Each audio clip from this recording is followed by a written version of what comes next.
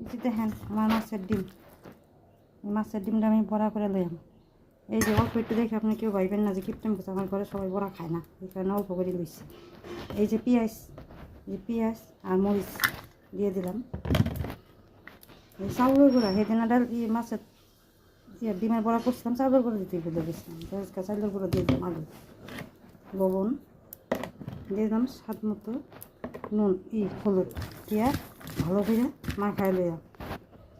এই যে তেলটা কড়াইতে দিয়ে লইলাম, যে দেখেন নি এখন ফাটাফাটি শব্দ, ফাটাফাটি লেগে আমি মাছের ডিমের বড়া করতে চাই না।